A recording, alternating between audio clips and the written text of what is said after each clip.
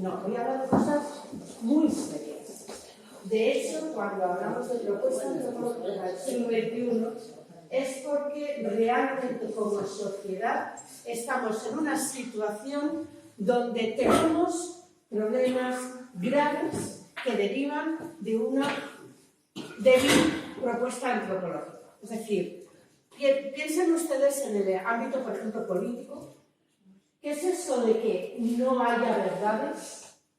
Que todas sean opiniones defendidas como cuestiones de poder. ¿Qué es eso de que la información solamente sea una información de una idea defendida por unos y que no pueda dialogar con otros? Es decir, el momento en el que estamos, que se denomina de la posverdad, es una realidad basada en una deficiente antropología que nos hace decir que no hay verdad, no hay bien, no hay belleza, con lo cual viva la primacía del individuo, lo que piense como le dé la gana, cuando le dé la gana y por qué le dé la gana. Pero eso ni satisface a la persona, ni es capaz de construir relaciones interpersonales y menos puede construir comunidades, espacios sociales compartidos. ¿De acuerdo? A nivel teórico se habla que estamos en una sociedad postmoderna. La sociedad moderna había idealizado una razón científica que nos iba a dar un mundo perfecto y a principios del siglo XX, con las dos guerras mundiales, descubrimos que esa razón científica puede tener elementos muy útiles, pero puede ser también autodestructora. Entonces, ahí falla algo en la ecuación. ¿Cómo es posible que el ser humano, cuando busque resolver las cuestiones humanas, llegue a la situación donde se autodestruye? Algo falla, ¿no? Esta posición de algo falla ha llevado a posiciones contemporáneas que reniegan de la posibilidad de la verdad y de la capacidad del ser humano de conocer de verdad. Y ante esta tesitura, no solamente los filósofos, sino también otros intelectuales han buscado una solución o han planteado una propuesta.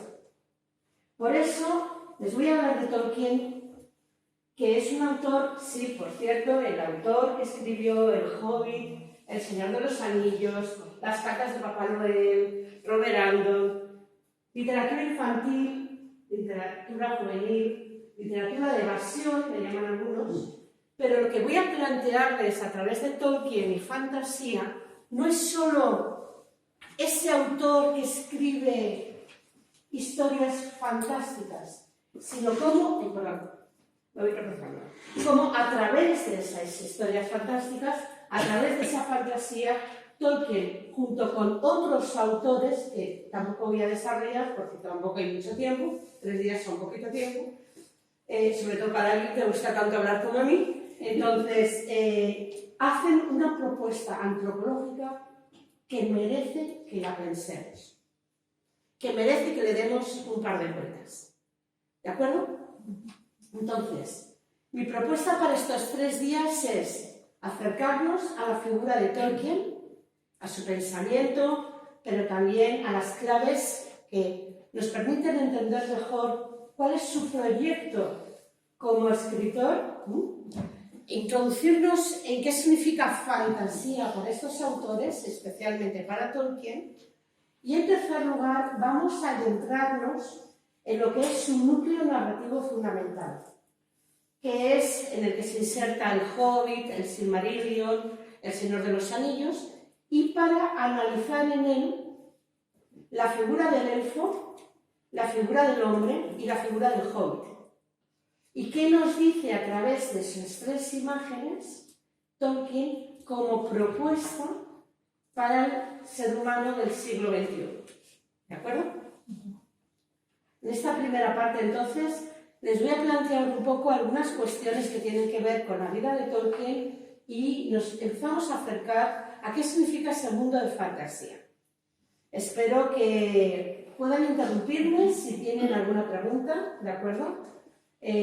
No hace falta que sean grandes conocedores de Tolkien para seguir esta exposición, pero si alguien quiere aclaraciones, por favor interrúmpanme y planteen las cuestiones que necesitan.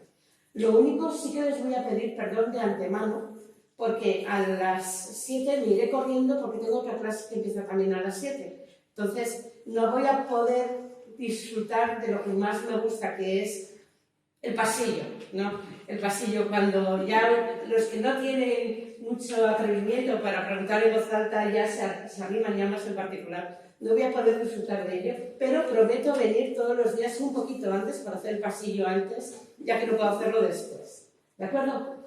Bueno, pues empecemos. Entonces, en este sentido, me gustaría recordar que Tolkien no es el único, pero es uno de los autores que a través de su proyecto literario, están intentando dar sentido, aportar sentido a una sociedad, a una vida, en este caso es la vida inglesa de principios del siglo XX, que ven que tiene problemas. No problemas que se resuelven de una manera técnica, problemas profundos que afectan por ejemplo, a cómo percibe la población, cómo percibe la gente, qué es la vida propiamente humana, qué buscar con ella, qué resolver con ella, dónde encontrar esas claves para interpretar qué sentido tiene mi vida, cómo relacionarme con los demás, qué es lo que debo buscar a través de mi trabajo o a través de mi vida en comunidad, ¿no? Entonces, Tolkien, junto con C.S. Lewis, que es también famoso porque los libros de Lewis son muy conocidos dentro de la literatura infantil. Estamos hablando de la saga de El León, ¿cómo era? El León, no sé qué, y el armario. El León, no sé, no me acuerdo. Pero también tiene literatura de ficción.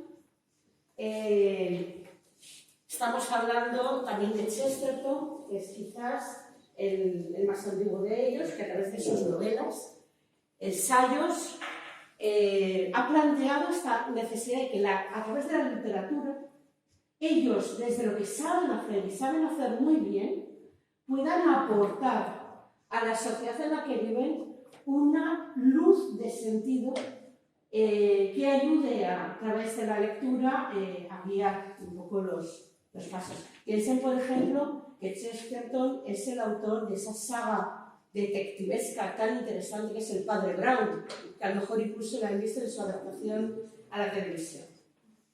Bien, entonces, en una situación total de rechazo de los valores modernos, de que haya una verdad, que haya un conocimiento cierto, de que hay un optimismo en la concepción de cómo el ser humano a través de la técnica puede conseguir un espacio completamente feliz, un espacio de progreso absoluto, que incluso sin que yo haga nada, ahí se garantiza mi felicidad y la felicidad de todos. Detrás del fracaso de ese proyecto moderno, la reacción que se vive a principios del siglo XX es negación y crítica. No hay una verdad absoluta, no hay verdades, no hay valores objetivos, no hay bienes.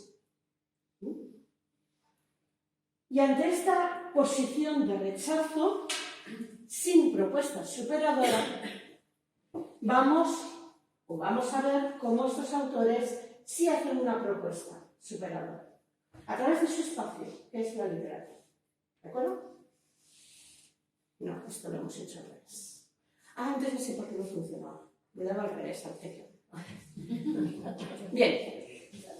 Si se dan cuenta, solamente cierren los ojos y recuerden lo último que han podido ver en la televisión. Si se dan cuenta, ante esa situación de falta de criterios, falta de verdades, falta de valores, sin embargo, estamos viviendo una sociedad que ha repoblado nuestro día a día con seres fantásticos. ¿Se acuerdan del anuncio del Corte Inglés que lleva desde el año 2018 hasta hace muy poquito, en Navidades, yo soy elfo, tú eres elfo. De repente el mundo de alrededor se convierte en un mundo fantástico, porque todo aquel que tiene buena intención y que en Navidades se ve contagiado de esa simpatía, de esa generosidad, de esa bondad, de repente se convierte en un elfo. Y todos nos sentimos ilusionados, porque en el fondo nos calienta el corazón sentirnos elfos de Papá Noel o de los Reyes Magos o de quien sea, es decir, de trascender mi día a día, de trascender mi cotidianidad, mi pobreza existencial quizás, porque ¿cuántas veces hacemos algo extraordinario? Pero claro, ese día que le regalo a mi sobrino, mi nieto, mi hijo, el hijo de un amigo, y veo la luz que brilla en sus ojos, me siento elfo, me siento parte de ese mundo mágico, optimista, de valores trascendentes, que por un momento se ha hecho real en mi día a día. ¿Sí o no? Y no hablemos de otra forma de incorporar seres fantásticos en nuestro día a día. Yo soy navarra, lo reconozco, y no saben cómo se están sustituyendo las celebraciones cristianas, católicas, por celebraciones precristianas.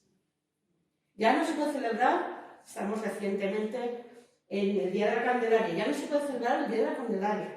Hay que celebrar esa mitología que en el fondo viene a decir lo mismo y que además había sufrido ese proceso de cristianización.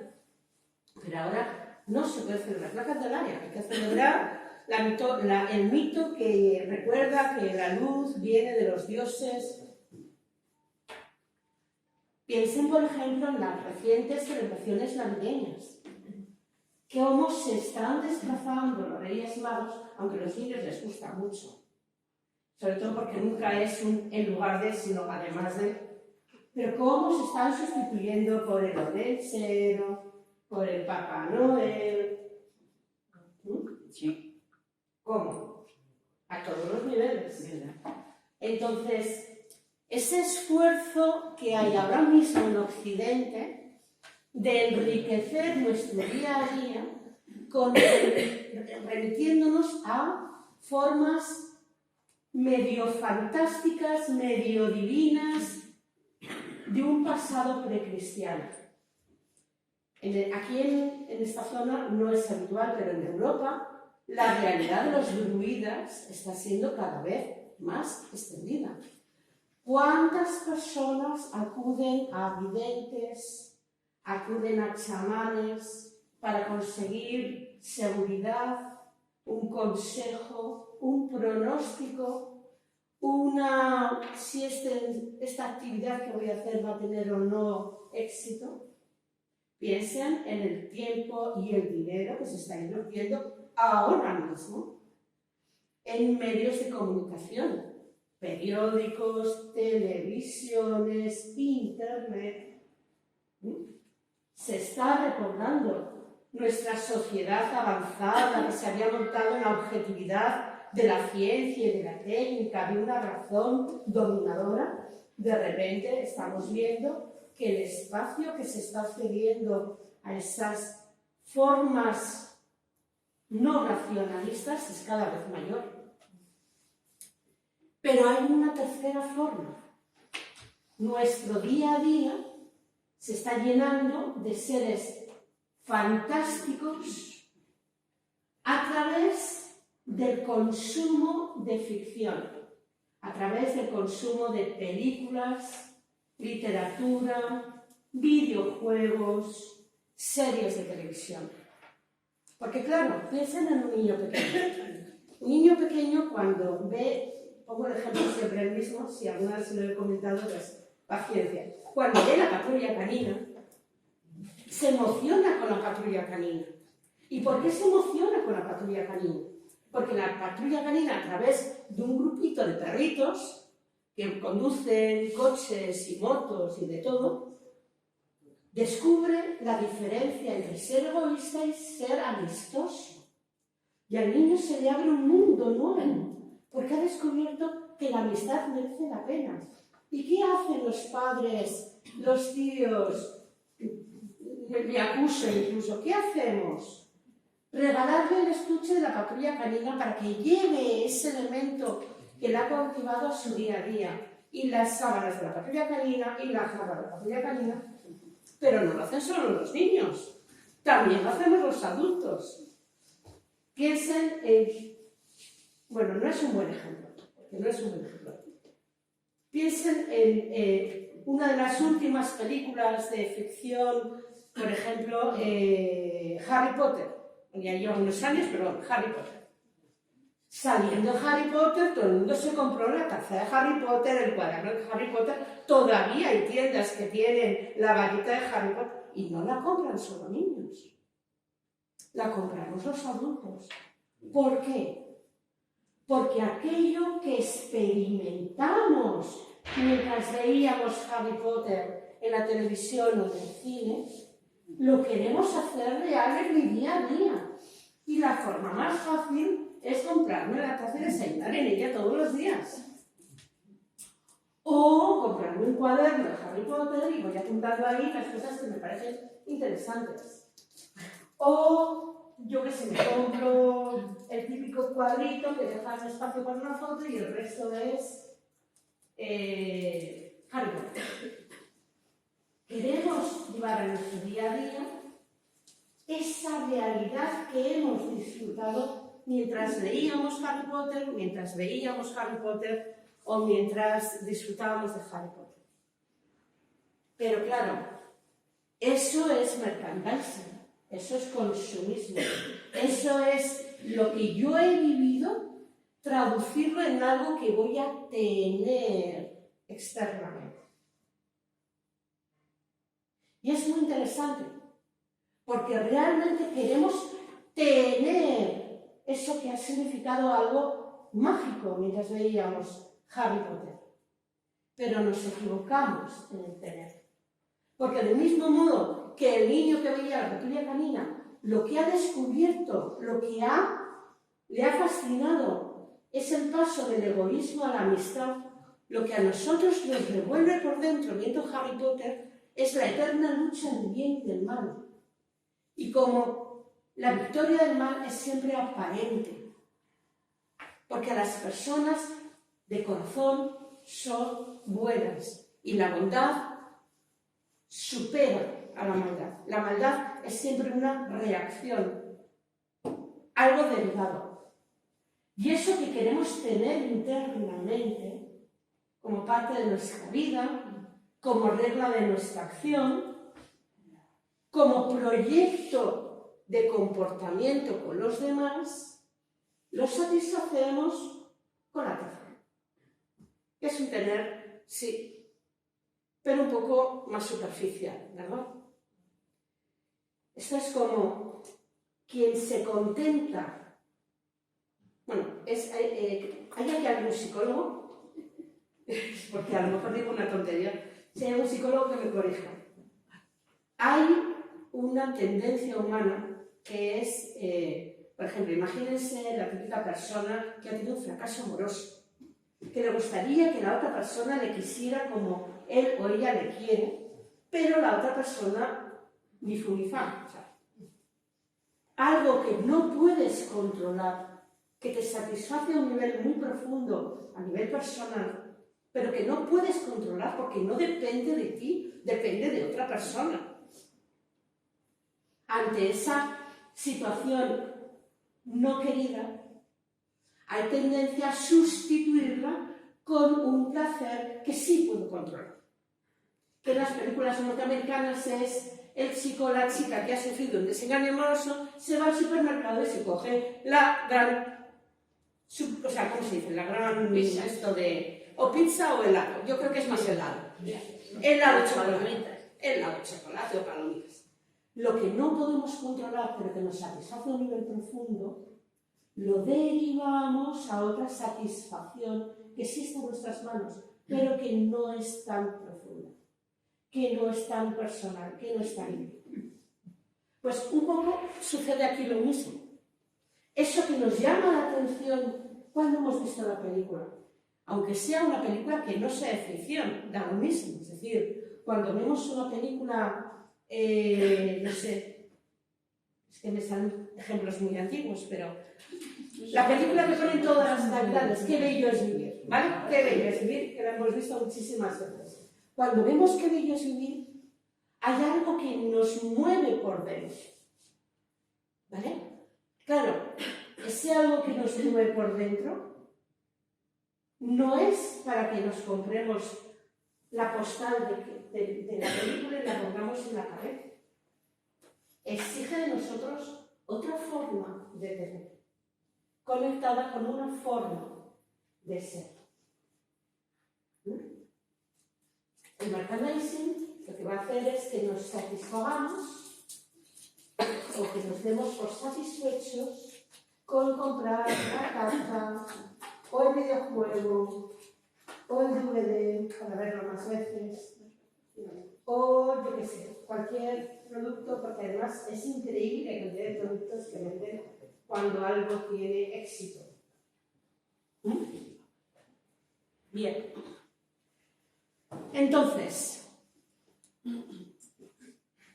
estos autores, Tolkien, Chesterton, Lewis, desde la literatura, son conscientes de que la literatura, y en el caso de Lewis y Tolkien, bueno, y también Chesterton, porque al final, como han hecho una obra muy valiosa, enseguida le han visto la oportunidad de llevarla al cine o a la televisión.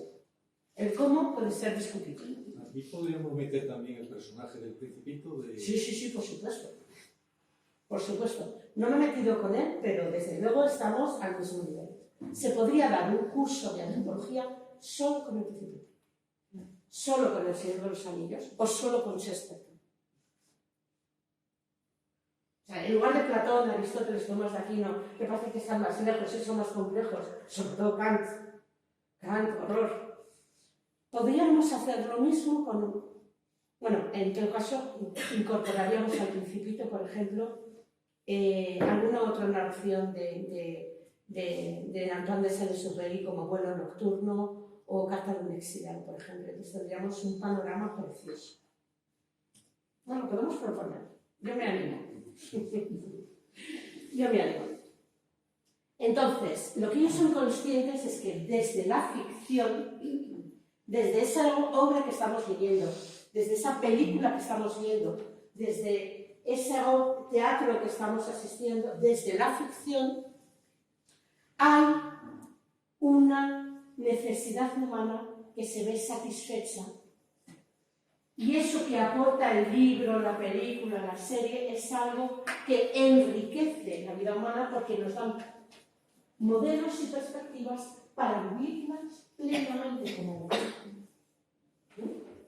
Es decir, nos dan una lección de vida humana, con independencia de que en lugar de ser perritos los de la patrulla canina, son elfos, trasgos o vaya uno a saber qué.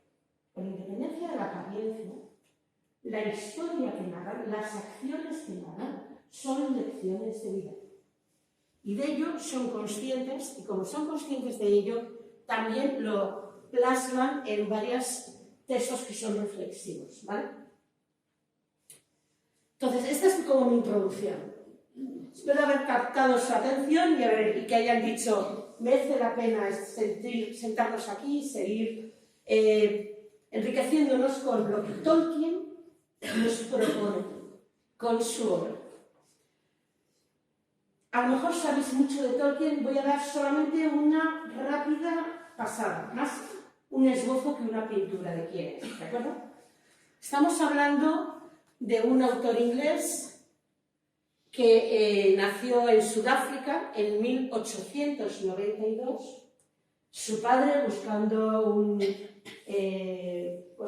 mejor desarrollo económico para toda la familia, se traslada a Sudáfrica para trabajar en un banco y él, su esposa, van allá y allí es donde nacen los dos hijos del matrimonio, que son John Ronald Rowan y su hermano, que es Hillary. Morirá en 1973 en Oxford. Oxford será la ciudad principal de referencia para Tolkien, porque es ahí donde desarrollará su labor profesional como profesor de filología inglesa. ¿Vale? Temas interesantes. ¿Vale? Estaban la madre y los dos hijos, cuando Tolkien era muy pequeño, estaban de regreso a Inglaterra en unas vacaciones, cuando el padre, que se iba a incorporar después con el resto del grupo familiar, enferma de fiebres y fallece en Sudáfrica. Con lo cual, Mabel, la madre, se instala en Inglaterra.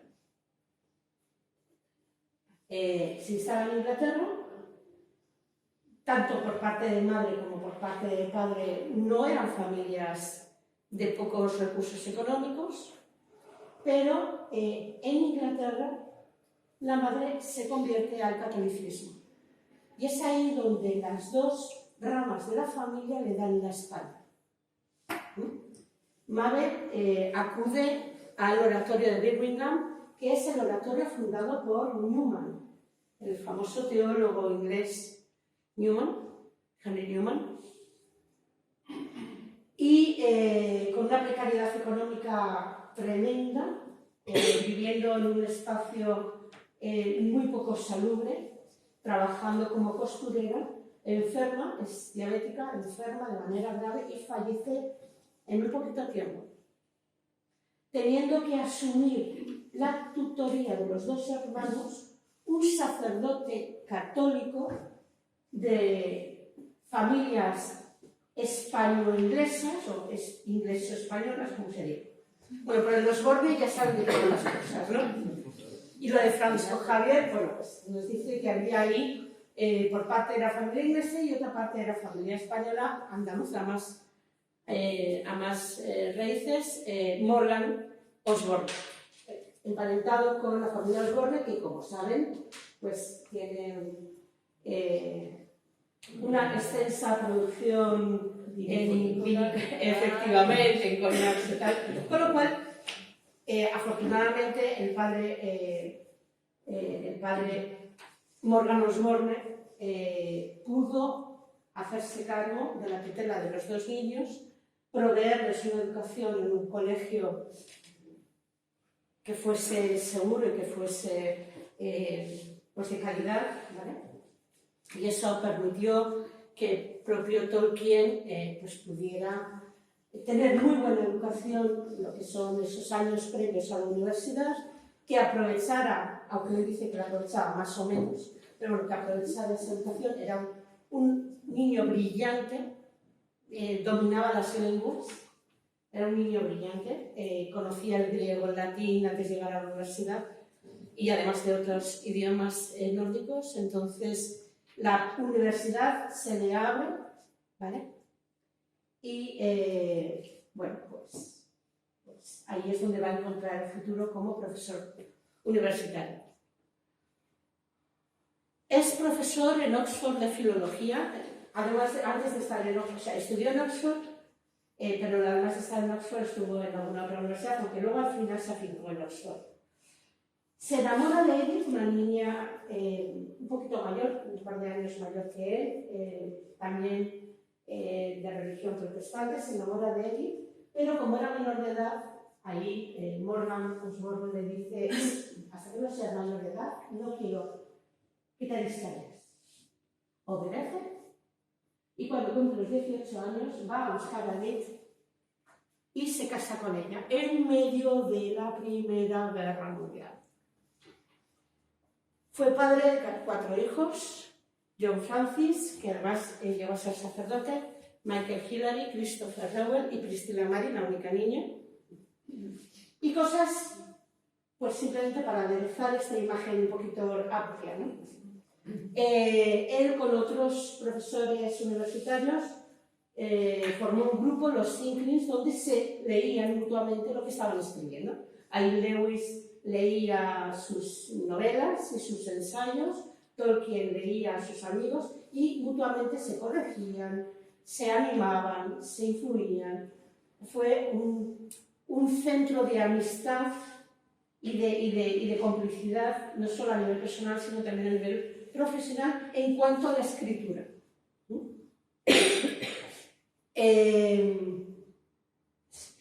Bueno, ya saben cómo es la vida universitaria, exámenes, trabajos, tutorías, etc. Él elabora, empieza muy temprano, durante la Primera Guerra Mundial, empieza ya a vislumbrar lo que va a ser su proyecto narrativo, pero lo va realizando a trompicones, urgido por las necesidades del día a día y, en muchos casos, asumiendo tareas extras, porque una familia con 4 hijos tenía una demanda económica mayor. Entonces, pues asume, por ejemplo, correcciones de exámenes, que es un trabajo muy tedioso, pero que le daban un beneficio económico extra, ¿no? Cuando, bueno, en los últimos años, antes de jubilarse y luego ya después de jubilado, uno de sus hijos le va a ayudar con la realización bibliográfica de su proyecto, aunque a su muerte todavía quedan bastantes cosas sin editar. Se jubila en 1959, de 1959 a 1971 sigue trabajando, se ha hecho una celebridad, porque tanto El Hobbit como El Señor de los Anillos hicieron historia. De hecho, los expertos estaban que no daban crédito. Es decir, de un profesor de filología, ¿cómo es posible que su obra, que era una obra de ficción, para entonces era algo que se arrinconaba en el cuarto de los niños, fuera considerada la obra más significativa del siglo XX? No se lo creían. De hecho, hay algunos testimonios bastante combativos, pero lo real es que a muy pocos años de haber publicado El Hobbit, El Señor de los Anillos, su obra rompió moldes. O sea, se convirtió en un fenómeno cultural. ¿Vale? Entonces, en ese periodo de jubilación siguió trabajando con la ayuda de su hijo. Enviudó en 1971 y 2 años después fallece. El matrimonio está enterrado en Oxford. No he traído una Bueno, está enterrado en Oxford y en el epitafio cada uno está identificado con un personaje de su ficción que se profesaban un amor extraordinario. Bueno, un amor eterno, un amor de esos de película.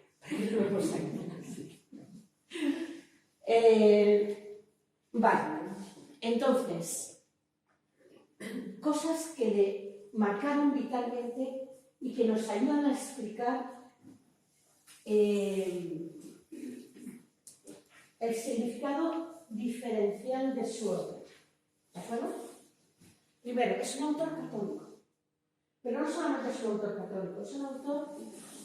O sea, Tolkien siente que su madre, que falleció de tan joven por la oposición de la familia, es una mártir de la fe.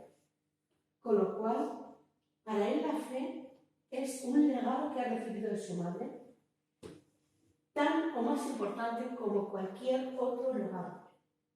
¿Vale? Es decir, su fidelidad a la fe católica, formar a sus hijos en ella, las prácticas diarias de ir a misa, de los momentos de oración, lo vivía con una intensidad porque se sentía que su madre había sido una mártir por ellos, por darles un legado que no era económico, pero que era muchísimo más valioso que cualquier otro legado que hubieran podido recibir. Y esto se atraviesa su obra. De hecho, hay tesis en teología, en facultades de teología, sobre la obra de Tolkien. ¿Vale? De hecho, hay autores que hablan de una teología literaria. Entonces, hay elementos que no se pueden entender si no se entiende que Tolkien era católico hasta la médula. No era algo que hacía, era una forma de ser en el mundo, una forma de estar y de vivir. ¿De acuerdo? Es un filólogo y creador de lenguas. De hecho, todo el universo narrativo de Tolkien tiene sentido para él porque había que dar historia al idioma que él creó, que es uno de los idiomas es el quenya. Y dice que gran parte de la historia de la Tierra Media se hace para que se justifique cómo saludar buenos días en Kenia. ¿Por qué? Porque la lengua es algo vivo, pero al mismo tiempo la lengua es el depósito de un pueblo, de un espacio, de una historia, de unas costumbres, de una forma de vida. Pues él inventa un idioma, pero al mismo tiempo inventa una historia. Y además quiere que sea una mitología para Inglaterra, porque Inglaterra era uno de los pocos espacios, su patria, que no tenía una mitología tipo medieval. Entonces dice, yo la voy a crear. ¿Vale? Amor por el campo. Él recordará con muchísima emoción la campiña inglesa. Esa campiña de labriegos, de ganado, árboles, y sufre lo indecible cuando ve que va poco a poco desapareciendo para construir una autopista, montar una fábrica. Esta idea del campo, de la campiña, de la vida rural, le parece que es lo más valioso. Y de hecho, aparecen muchas imágenes con árboles, porque los árboles son como el legado perpetuo de un campo, ¿no? Están ahí antes de que uno naciera y se les debe el respeto porque tienen generaciones a sus espaldas. Hay árboles centenarios que han sido testigos mudos de la historia. Entonces, ese respeto al campo como algo natural para el ser humano, sobre todo como algo valioso que le transmite verdades que no se pueden olvidar. ¿Vale? Bueno, la Primera Guerra Mundial fue un hecho que le marcó. No porque fuera una guerra, las guerras son algo dolorosísimo, ¿vale? Sino por lo que significó como guerra. Piensen que la Primera Guerra Mundial lo que significó fue, ya no era una guerra de soldados contra soldados, ¿vale? Era una guerra donde los soldados eran mecanismos, ¿vale?, de una maquinaria deshumanizadora, tanto para el enemigo como para los propios soldados. La experiencia de las trincheras, de la enfermedad, del sinsentido, de herramientas que matan donde ni siquiera ves a la persona que lo ha lanzado, ¿no? Esa experiencia de una guerra deshumanizadora, pero ya os digo, no solamente deshumanizadora del enemigo, sino también del propio soldado, le va a marcar. De hecho, pierde a dos muy buenos amigos que formaban parte de su grupo literario durante la guerra.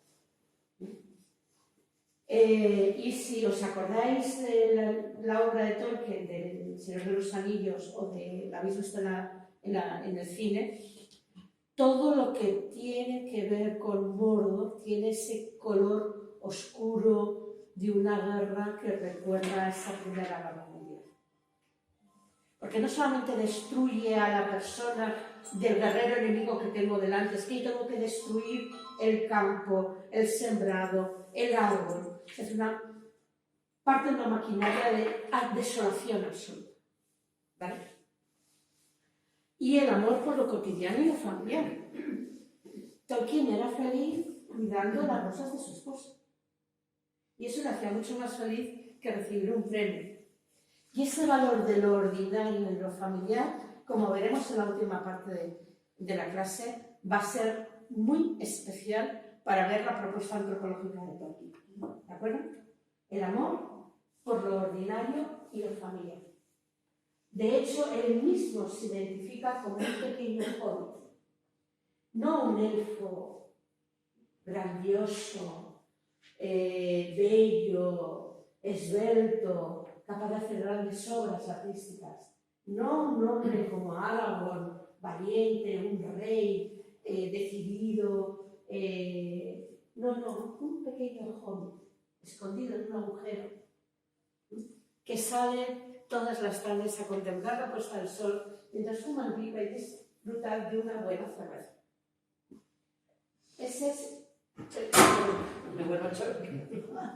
Eso es lo que Tolkien consideraba que identificaba muchísimo más. Bueno, de hecho, si ustedes van a Oxford, todavía se mantienen varios de los pubs donde los ingleses se reunían. Uno de ellos es The Eagle and Child, el águila y el niño, que ellos, como coloquialmente lo llamaban, el pájaro y el bebé.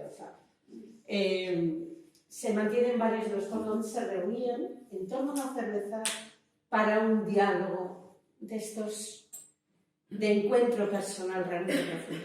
¿Qué tal vamos de tiempo? Bien, -4. Bien, todavía. Entonces, vamos a ir a fantasía. Nos vamos a fantasía ahora. Y nos vamos a fantasía porque podrían pensar que esto de contar historias, ver cine, ver series, es algo que hacemos ahora, ¿verdad? O que hacemos, pues no sé, cuando se inventaron los libros de historias, bueno, pues es algo reciente. En el pasado no había, ahora sí, ahora para nosotros es una forma de evadirnos, de entretenernos, pero vamos, que tampoco es algo tan esencial y vital para vivir, ¿no? De hecho, si pensamos en qué deberías llevarte a una isla desierta, siempre pensamos en, pues no sé, en potabilizadora de agua, no sé, unas cuantas gallinas, con huevos y un poco de agua, pues ya podemos sobrevivir, ¿no? Quizás unas semillas. No pensamos en llevarnos libros. Bueno, ustedes a lo mejor no, yo sí. Ya tengo mi plan de jubilación. Me voy al pueblo, pongo unas gallinas, un poquito de tierra por si hace falta para germinar algo y mi biblioteca. Y entonces leeré todo lo que no tengo tiempo de leer ahora. Pero bueno, la idea es que cuando hablamos de historias, de cuentos, aquí estamos hablando de algo, bueno, pues que se da a lo largo de la historia, pero bueno, pues que se hace con niños, o cuando uno tiene tiempo libre, o cuando ya no estás ocupado en las cosas necesarias de la vida. Se nos pone una voz así envolada, lo necesario de la vida. Bueno, pues parece que la literatura, leer, contar historias, escuchar historias es algo que hacemos cuando tenemos tiempo libre, cuando ya nos hemos quitado lo necesario, ¿no? Y sin embargo, no caemos en la cuenta de que el ser humano cuenta historias desde las cavernas. Y de antes, si supiéramos que hubo antes de las cavernas.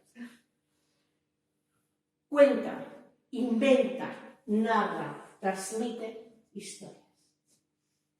Para los que tengan hijos o nietos, hubo una película que se llamaban bueno, era como de gente prehistórica. Entonces la primera escena es toda la familia alrededor de un fuego, mientras el padre de familia iba contando la historia de que esa niña tal se asomó fuera de la caverna y entonces se murió.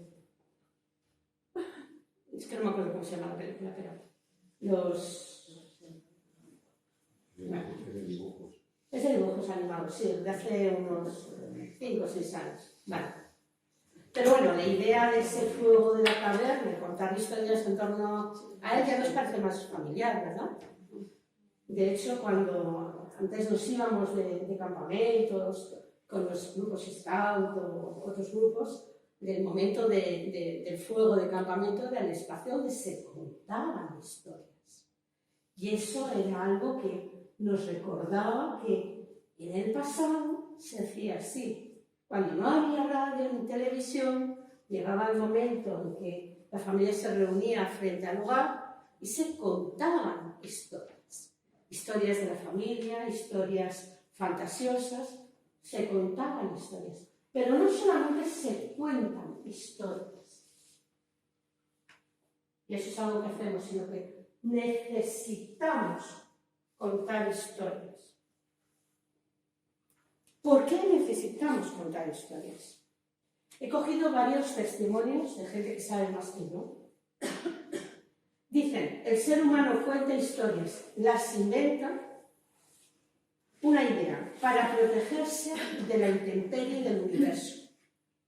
Pensemos, estos seres humanos primitivos que están en una cueva, en el momento del anochecer de repente todo se cubre de oscuridad, se ve el espacio inmenso de las estrellas, galaxias, algo que no se puede abarcar en ese universo desangelado, inmenso, aterrorizador.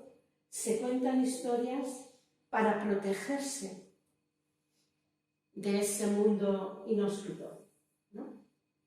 Otro testimonio dice, para decirnos que no estamos solos y mantener nuestro vínculo con lo divino y sabernos elegidos por alguien que nos cuida. Claro, es que esas historias cuentan cómo surge el ser humano en el mundo y hablan de alguien que cuida especialmente del ser humano porque ha decidido que viva. Y de paso le dice lo que tiene que hacer y lo que no tiene que hacer, porque claro, las cosas siempre tienen una norma, ¿no? Para domesticar el universo o para explicar nuestro origen. Para eso se cuentan historias. Es cierto que hoy vivimos las historias para entretenernos. ¿Qué hace uno cuando ha terminado las labores necesarias para vivir? Bueno, pues coge un libro, se ve una película, ve una serie. Y para nosotros contar historias va asociado al entretenimiento.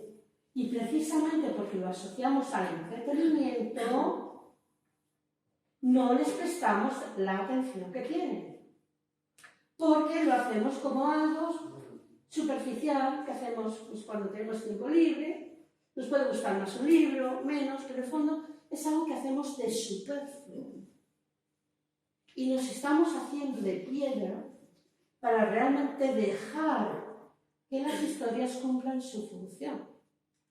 Porque si desde el principio de los tiempos se narran historias, es porque narrar historias forma parte de lo que el ser humano es y de lo que el ser humano necesita para vivir una vida humana.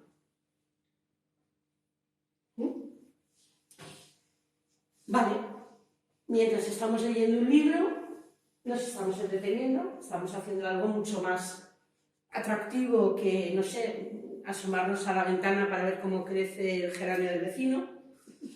Es más entretenido, desde luego es más entretenido. Pero también en las historias que nos entretienen, esa película, bueno, sobre todo si vamos al cine, porque sabemos que nos metemos en una sala, de repente se hace la oscuridad alrededor y no nos queda más remedio porque con la intensidad del volumen y el efecto... Perdón, que se queda ahí. Y el efecto omniabarcador de la pantalla, no nos queda más remedio que estar en lo que estamos, ¿no? En casa, pues a lo mejor uno se entretiene un poco más, hay que puesto algo al fuego, o que me va a llamar la vecina, pero cuando uno va al cine no le queda más remedio que estar ahí y dejarse absorber por la historia. La ficción nos saca del mundo, es cierto, mientras estamos leyendo, si yo estoy leyendo una novela histórica, pues de repente dejo de estar en Salamanca del siglo XXI y me retrotraigo a la Salamanca del siglo XVI. O en medio de conflicto entre indios y españoles, o me he trasladado al descubrimiento del Polo Norte. Es decir, me salgo de mi realidad, sin salir del todo, porque al fin y al cabo estoy ahí físicamente, pero me salgo virtualmente del día, del aquí y ahora, y paso a vivir una acción distinta, a tener una experiencia distinta. Por eso nos entretiene tanto, ¿no? Porque durante esos minutos en los que estoy leyendo, yo qué sé, Caperucita Roja, dejo de estar en mi sofá y me voy a un bosque, que además me lo imagino, estos bosques de Europa Central, tupidos, inhóspitos, fríos, donde en cualquier sitio puede salir un loco, ¿no? Nos saca del mundo. Y eso nos gusta. Por eso están adictivos los juegos. Porque los juegos, lo mismo que la literatura y el cine, nos sacan de mi vida real y nos llevan a otra vida donde lo que pasa no me pasa de verdad. En el videojuego o leyendo, yo puedo pelear con el tercio de Flandes, pero no me tocan las espadas ni los mosquetones. ¿Ves? Estoy como si viviera eso que me narra el libro, eso que pasa en el cine o eso que pasa en la película, como si lo viviera, pero no me pasa físicamente. Es decir, si se estrella el avión, pues yo sigo todavía muy cómodo en mi sillón, ¿no? Esto es fabuloso para interpretar las películas de terror, ¿no? Chan, chan, chan. Vale. Nos saca del mundo. Nos saca del mundo. Pero lo que yo les vengo a proponer es que nos saca del mundo para meternos de nuevo en el mundo de otra manera. ¿Vale? No sé si me da tiempo ya a plantearlo de una manera global, pero me quedan 5 minutos, vaya cuantos. Bueno, entonces lo voy a enfocar y voy a decir solamente 2 palabras. Dice Tolkien que la ficción, ese videojuego, ese libro, esa película, esa serie, ¿vale?, tiene 3 funciones. Les voy a enunciar rápidamente y lo que nos dé tiempo. Evasión, renovación y consuelo. Evasión. Hay 2 formas de evadirse. Tolkien lo dice muy claro. Está la evasión del prisionero, es decir, imagínense que por una injusticia jurídica nos meten en la cárcel. Entre 4 paredes, nuestra mente sale para recordar. Además, hay un spot obviamente está muy bien hecho porque nos quiere vender una cosa. Es el spot de Rua Vieja de ¿cuál es tu cárcel? No sé si lo han visto en televisión. Donde hay un prisionero y que de repente le dicen tu puerta está abierta. Entonces vemos con el corazón en un puño, ¿no?, como el prisionero sale de la prisión y sale de la cámara y sale al patio y ahí están todos los policías y con perros y con tal y se cuela entre ellos y sale de la cárcel y en realidad lo que ha hecho ha sido acudir a una cita con amigos, ¿no?, y nos preguntan ¿cuál es tu cárcel? Bueno, pues cuando uno está entre 4 paredes, su mente sale a recordar ese paseo con su novia, ese momento que ha vivido con sus hijos, ese café con los amigos, sale. Esa evasión del prisionero lo que nos permite es humanizar la vida del prisionero. Mantener vivos los valores por los que merece la pena vivir un día más. En el sinsentido, recordemos que es una prisión injusta, en el sinsentido de ¿por qué me está pasando esto a mí? ¿Vale? Una es la evasión del prisionero, que humaniza. Pero hay otra que es la huida del desertor, dice Tolkien. No sé si recuerdan una película brillante que se llama La rosa púrpura del Cairo, donde había una mujer que además creo que estaba dirigida por Woody Allen, si no me equivoco. Sí.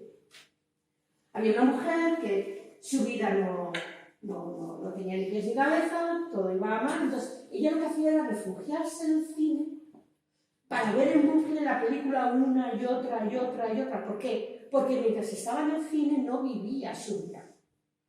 Estar en el cine era una huida, una fuga, un escape. Pero un escape temporal, porque cuando se cerraba el cine tenía que volver a su vida. No le queda más remedio que volver a su vida. Entonces, de evasión hay 2 formas. Está la evasión del prisionero, que humaniza la vida del prisionero, que le mantiene cuerdo para aguantar y llegar al final del tiempo en el que va a estar prisionero y volver a recuperar eso que le mantiene con vida, ¿no? Esa familia, esa novia, pero está la evasión que es en el fondo un escape del día, de esta vida que no me gusta, de esta situación que no sé afrontar, ¿vale? Claro, si hay estos dos tipos de evasión, cuando hablamos de la que no nos hace fugar de la realidad, es decir, de esa evasión de la persona que está en la cárcel, pero recuerda los momentos por los que merece la pena seguir adelante, esa evasión no es un salir de la vida, es un meterme en lo que merece la pena ser vivido, ¿vale? Distrayéndome de las condiciones concretas que son las que me dan ruido, me hacen ruido, me distraen y además son feas, ¿vale? Asumo multiple, creo que es la hora, ¿verdad? Bueno, pues entonces lo dejamos aquí, nos vemos el lunes que viene. Espero haberles convencido de que esto va a ser interesante.